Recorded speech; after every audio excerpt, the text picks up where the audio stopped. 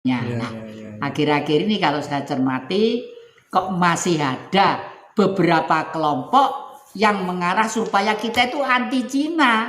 Ini kalau kita dia anti Cina, konotasinya itu rame lagi. Seperti pada waktu tahun berapa gitu ada anti Cina. Wah, akhirnya toko-toko dibakar, ini dibakar, ini dibakar. Itu sebenarnya adalah perbuatan yang tidak baik, akan mengulangi peristiwa tahun 66-67 yang lalu. Jadi bagaimana itu? Kerjasama itu sebenarnya secara politik bagaimanapun harus 1-0 untuk kita, 1 untuk kita, 0 untuk sana. Kalau sampai kita utangnya banyak karena kerjasama, berarti pelaksanaannya keliru, ya, pelaksanaannya keliru. Jadi misalnya Indonesia itu kerjasama dengan Cina hanya butuh supaya diutangi ini itu yang keliru. Dan itu nyimpang dari cita-cita kemerdekaan. Oh, kita tuh lebih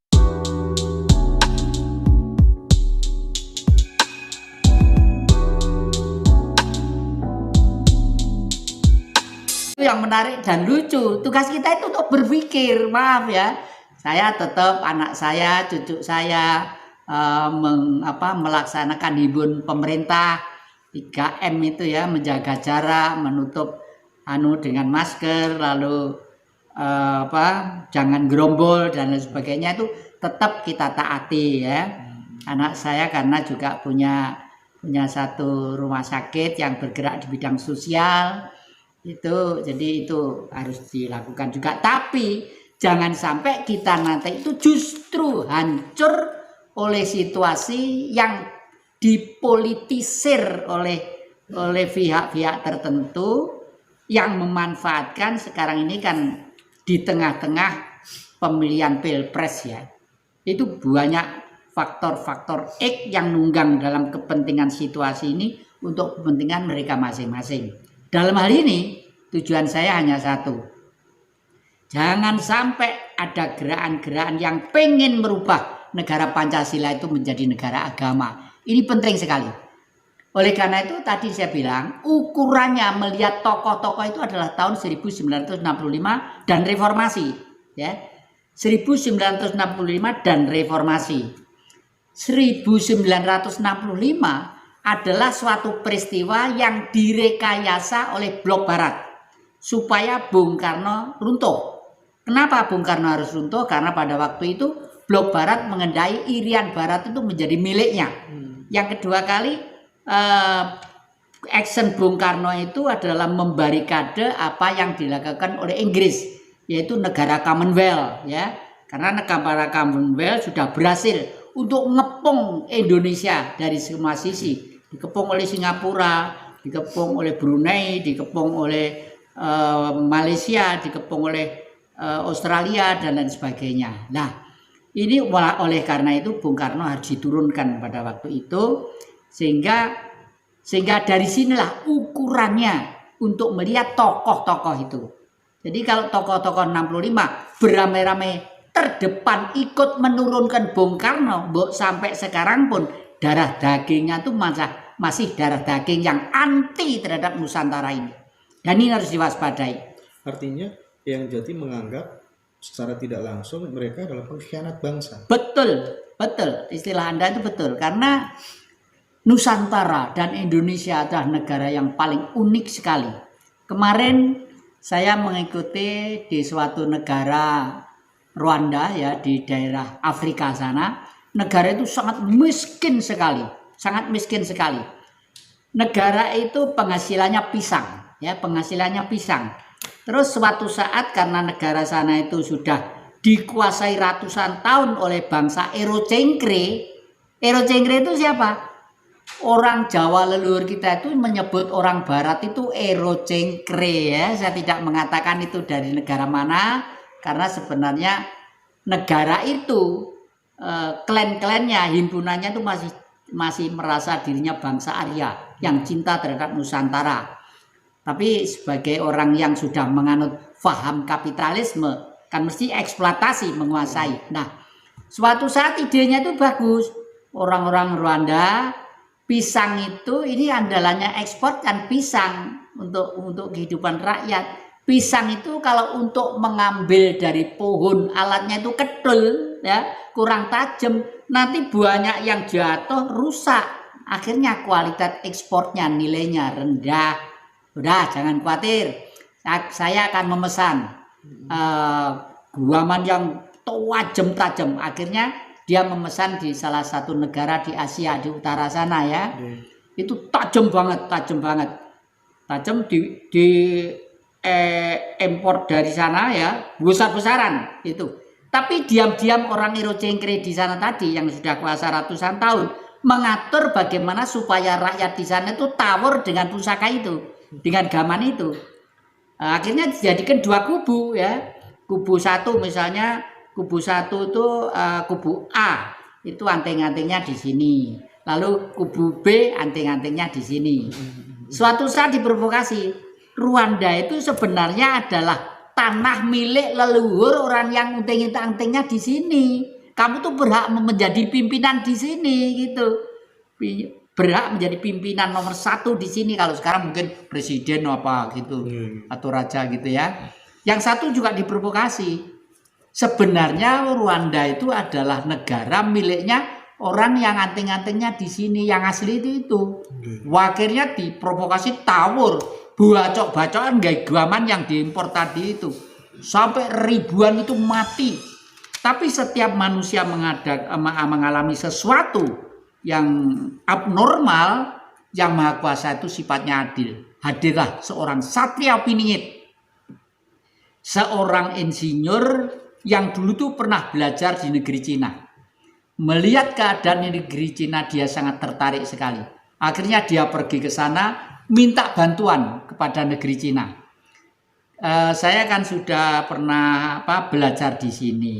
Cina begitu maju. Sekarang saya minta imbalan, tolong rakyat saya yang miskin, hidupnya kumuh, hidupnya ndak karuan, rumah-rumah berantakan karena di Afrika yang sangat tertinggal.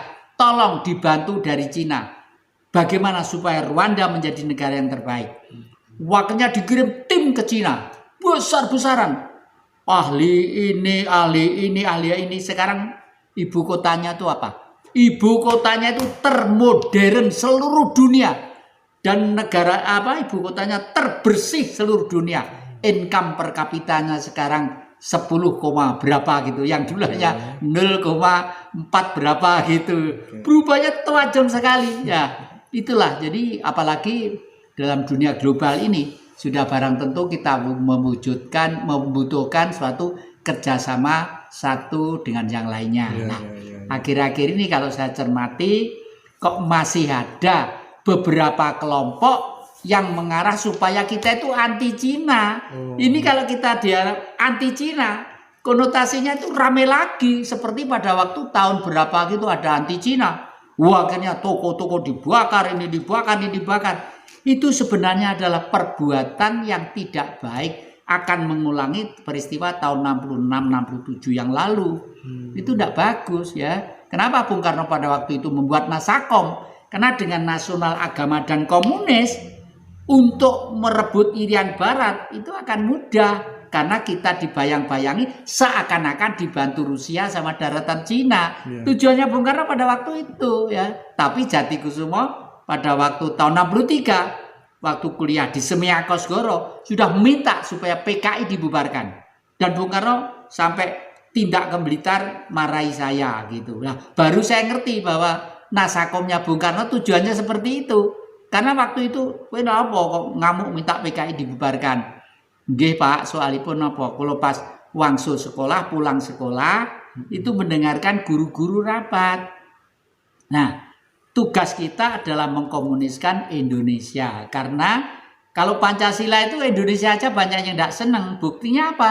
Ada pemberontakan DI, TII, Permesta. Tapi lah komunis kan internasional. Lah, begitu ada kata-kata harus mengkomuniskan Indonesia, sudah. Saya tawantang untuk tawur mereka itu. Rame itu tahun 63. Jadi kalau sekarang ada gerakan-gerakan yang katanya komunis akan lahir kembali, itu gerakan politik kuno yang sudah usang ketinggalan zaman, yang intinya itu hanya memprovokasi rakyat supaya kita tuh timbul huru-hara yang tidak jelas dan akhirnya nanti akan digeret menjadi suatu negara agama yang anti kepada Pancasila. Intinya seperti itu. Tapi kebanyakan orang memang tidak sepakat apa ya, pemerintah kita akhir-akhir ini memang selalu bergantung kepada Cina ya. Hutang numpuk sebegitunya begitu. Menurut yang jadi bagaimana itu?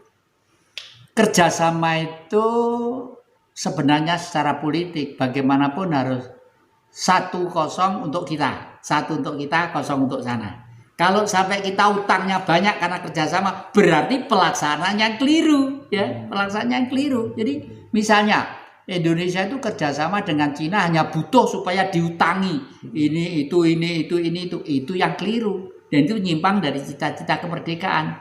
Oh, kita tuh lebih kaya kok, lebih kaya. Harta kita, kekayaan kita Sabang Merauke itu jauh lebih kaya. Lautnya, hutannya, tambangnya segala macam.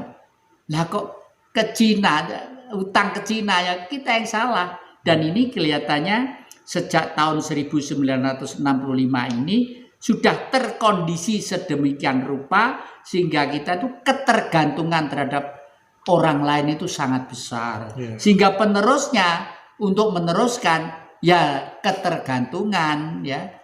Iya, kalau zaman Orde Baru masih lumayan lah, meskipun nyeleweng dari Pancasila, tapi sudah masih tegar lah ya, masih tegar. Nasionalismenya masih tegar, cuma secara ideologis tergeser. Lalu dampaknya menjadi sekian ini. Buktinya apa?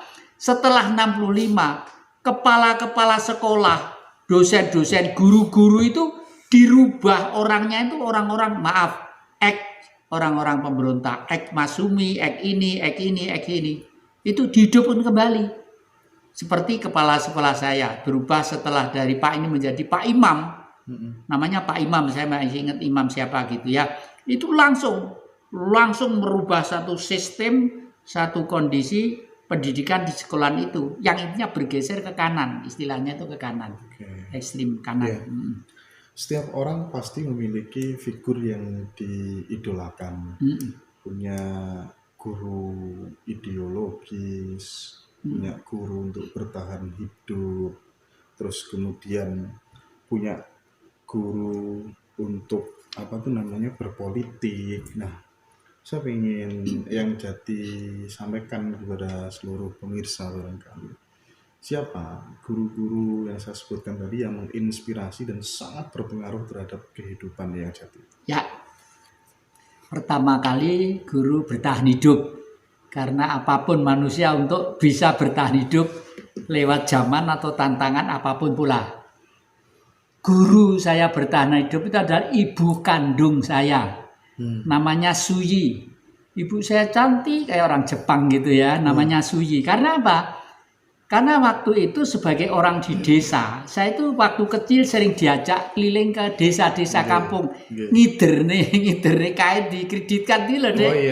Dikreditkan ngider kain gitu, saya ikut. Dari situlah saya juga tahu kehidupan mereka, bagaimana orang desa itu hidup dan bertahan dan berbudaya serta bermasyarakat itu.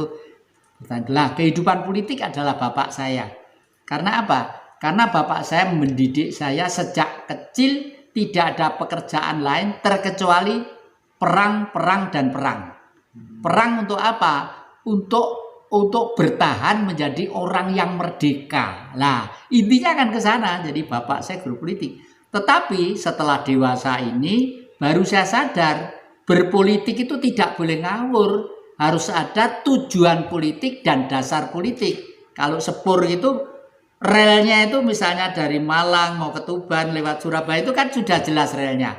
Nah, guru politik ini adalah Bung Karno ya.